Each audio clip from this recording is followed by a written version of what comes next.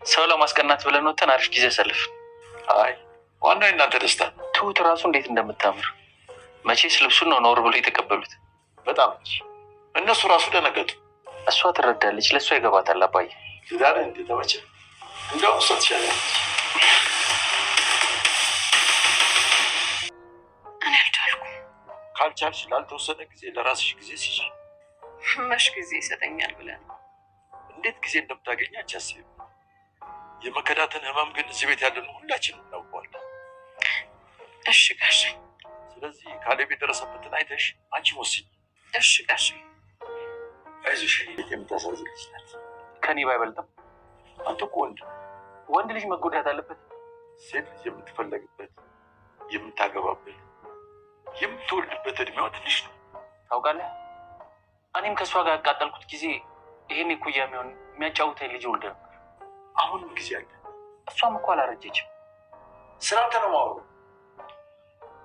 እሺ ትሁት፣ ካሌብ እስቲ ራት ልጋብዛችሁ። ትሁት የስራለሽ? አይ የለኝም። ይህ እኮ ትልቅ እድል ተገኝቶ ነው። ቢኖራትም ትተዋለች። በሉ ተነሷ፣ ለባብሱ። እኔ ምን ያስፈልገኛል አባዬ? ምናልባት መሽቀርቀር ያለባት ሴት ልጅ ነች። ትሁት ተነሽና ለባብሽ። ምን? ምናልባት መስታወት ሊያስፈልግሽ ስለሚችል መኝታ ቤት ግቢ። አቤት። እሺ አመሰግናለሁ ካሌብ። ልብሴ ልቀይር።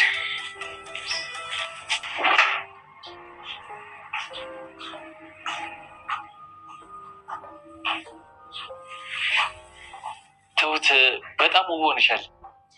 አሁን ቤት ይችላል እንዲያ ፕሮፊሽ ዘንተሽ ሳትነሻት ጅምጭ ስቲ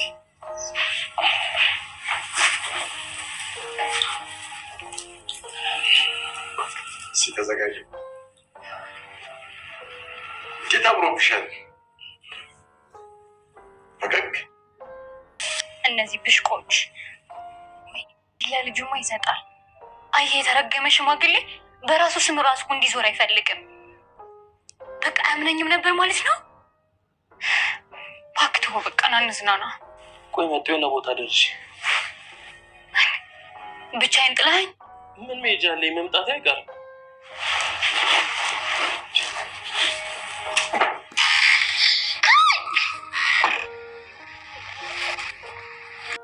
እንኳን ደህና መጣችሁ። ለዚህ ዩቲዩብ ቻናል አዲስ ከሆናችሁ ሰብስክራይብ፣ ቪዲዮ ከተመቻችሁ ላይክ እያደረጋችሁ ቤተሰብ መሆናችሁን አትርሱ። እናመሰግናለን። ባቀዱት እቅድ አንድም ቀን የማያፍሩት አባባ ዛሬ ላይ እጅግ በጣም የሚያስደስታቸውንና የሚያስኮራቸውን ነገር አድርገዋል ማለት ነው። እስካሁን ድረስ በሰሯቸው ድራማ በመሰሉ ነገሮች እጅጉን በጣም ውስብስብ ባሉ በቲናና እንዲሁም ደግሞ እቤት ውስጥ ባለው በዳኒ ብዙ ነገሮችን ስናያሳዩን ቆይተዋል ማለት ነው። አሁን ላይ ግን ወደ ልጃቸው ወደ ካሌብ ፊታቸውን ያዞሩ ይመስላሉ። እንዲሁም ከትሁት ጋራ ለማዋሃድ እየፈጠሩት ያለ ጥምረት እጅጉን በጣም ደስ የሚል ነው ማለት ነው። ዛሬ ላይ እራት ልጋብዛችሁ በሚል ስበብ ካሌብና ትሁትን እያቀራረቧቸው ይገኛሉ። አባባ በጣም ሲስተመኛና መለኛና ዘዴኛ ናቸው። ምክንያቱ ደግሞ ትሁት በጣም መልካም ልጅ በመሆኗ ምንም ቢሆን የቤት ሰራተኛ ብትሆንም እጅጉን በጣም ውብና ድምቀት ያላት ከልብሷ በላይ ከፊቷ በላይ ውስጥ ላይ ያለውን ንጽህናዋን የተመለከቱት አባባ ለልጄ ይች ብትሆነው ብለው ያቀዱለትን ያለሙለትን ዛሬ ሊተገብሩት መንገድ ጀምረዋል ማለት ነው። በራት ግብዣው ላይ ካሌብ እንደተመቸችው እና ደስ እንዳለችው በቃ እሷን ልዳርሃ ሲሉት ነበረ ማለት ነው። እሱም በማፈራይን አባቱን ሲመለከታቸው ነበር። ተደስቷል በጣም። ትሁት አጋጣሚ ሆኖ በር ላይ ሆና ይችን ቃላት ሰምታ ነበር። በጣም ነው ደስ የሚለው። ምክንያቱም ትሁት ቀና ልብ ያላት አባቱን እስከዚህ ሰዓት ያቆየችው ወይም ደግሞ እሳቸውንም ቢሆን እስከዚህ ደቂቃ ያቆየቻቸው በእሷ በመሆኑ ለእሷ ትልቅ ነገር ይገባታል። ማስተማር ከሚገባሽ ከሆነ ማስተምርሻለሁ፣ ስራ የሚያስፈልግሽ ከሆነ ስራ ማስይዝሻለሁ፣ እኔ እንደ አባትሽ ነኝ፣ የትም አልጥልሽም በማለት እያጽናኗት ነበረ ማለት ነው። ውድና የተከበራችሁ የአባባ አድናቂዎች የት ናችሁ? ላይክ ሰብስክራይብ እያደረጋችሁ ቤተሰብ መሆናችሁን አትርሱ። በክፍል 35 እጅግ በጣም ብዙ ነገሮች ይከሰታሉ ማለት ነው። የዳንኤልና እንዲሁም ደግሞ የቲና ነገር እጅጉን በጣም እያሳሰበ የመጣ ነው። ቲና እንግዲህ ዳንኤልን ልታጠምደው በድጋሚ እያሰበች ነው ማለት ነው። ይሄ ደግሞ የምታደርግበት መንገድ ዳንኤል አሁን ላይ ማፈግፈግ ቢጀምርም ተስፋ አድርጓል። ሁለት ቦታ ላይ ነው ያለው። ምክንያቱም ከአባባም ገንዘብ ላገኝ ይችላለሁ፣ እንዲሁም ደግሞ በቲና ሀሳብም አንዳንዴ አድርጌውም እኔ አያገባኝምም የሚለውን ሁለቱንም ሀሳብ እያቀናጀ አብሯት እየቀጠለ ይገኛል። ቲና የምታመጣቸው ሀሳቦች መርዝ ቢሆኑም እሱ ባይወዳቸውም ሳይፈልገው እየመረረ ይውጣቸዋል ማለት ነው። ምክንያቱም ደግሞ በእሱ አማካኝነት ገንዘብ የሚያገኝ ስለሚመስለው ብቻ ሁሉንም ነገር የቲናን ነገር እሺ በማለት ይስማማል። መልሶም ደግሞ በእሷ ሀሳብ አልስማማም ሲል በእሱ ሀሳብ ደግሞ እንድትስማማ ሲያደርግ የሁለታቸው አለመግባባት እሱን ጥሎ እንዲሄድ ያደርጋል። በስተመጨረሻም ግን አንድ ነገር ተናግረዋለች። ከካሌብ የሚያገባት ትሁትን ወይም ደግሞ ቲን እንትናን ነው ኤደንን ነው ብሎ ስትለው አይ የለም እሱ ኤደን እንዴት ያገባል? ካገባት ትሁትን ያግባት ነው። ኤደን የሱ ሚስት እንደሆነች እሷ ስለማታቅ እሷ መልካም ምኞቷን የተመኘችለት ኤደንን ቢያገባት ይሻላል በማለት ምክንያቱም ደግሞ ኤደንን አታቃትም፣ ምንም ያህል ስሜት አልሰጣትም። ትሁትን ቢያገባት ግን እጅጉን በጣም የምትናደድ የምትጎዳ ስለመሰላት ቲና አሁን ላይ ትሁትን ከሚያገባ ይልቅ ኤደንን ቢያገባ የተሻለ ነው በማለት ምርጫ ስታቀርብለት እጅጉን በጣም ዳኒ ተናዶ እንዴት ኤደን ትያለሽ በማለት በጣም ተናዶ ነበር ማለት ነው። ከራት ግብዣቸው ላይ እኮ ኤደንም ነበረች በማለት ስታስተባብልም አይተናታል።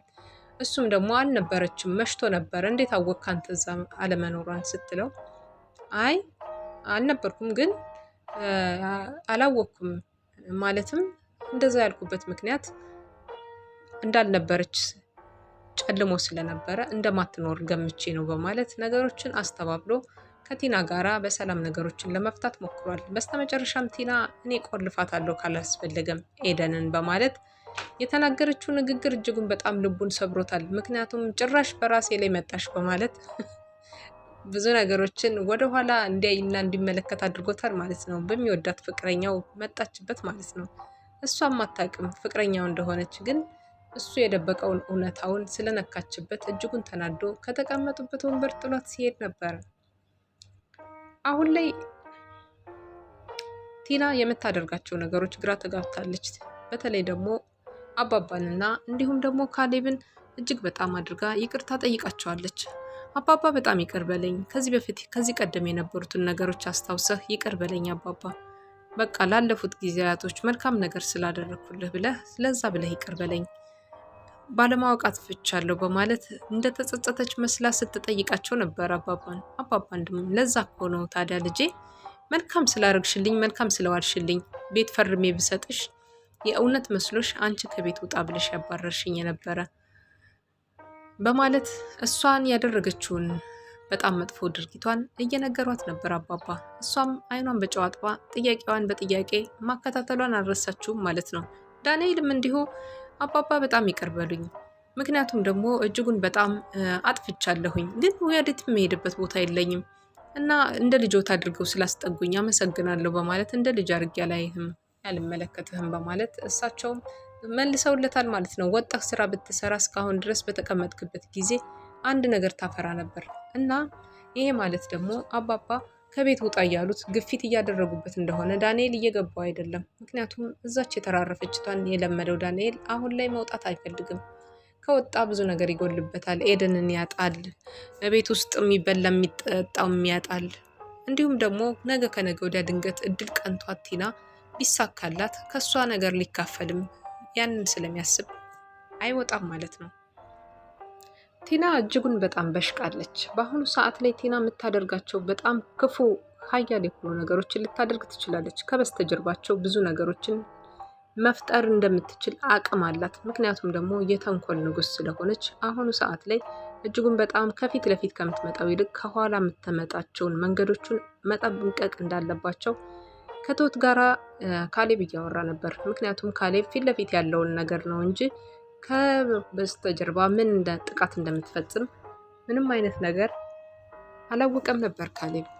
አሁን ላይ ግን ትሁት ቲና እጅጉን በጣም ስለበሸቀች በጣም ስለተናደደች የምትሰራው ነገር ሴራ ወደኋላ ሁና ማሰቡ አይቀርም። ምክንያቱም ደግሞ ከጀርባችን እንዳትወጋ እንፈራለሁኝ አንዳችንን እንዳታጎል ማለቷ ነው። እሷ እጅጉን በጣም ያሳስባል። ምክንያቱም ቲናና አሁን ላይ ዳንኤል እጅጉን በጣም ተናደዋል። ገንዘብ የሚፈልጉትን አላገኙም፣ የሚፈልጉትን ቤት አላገኙም።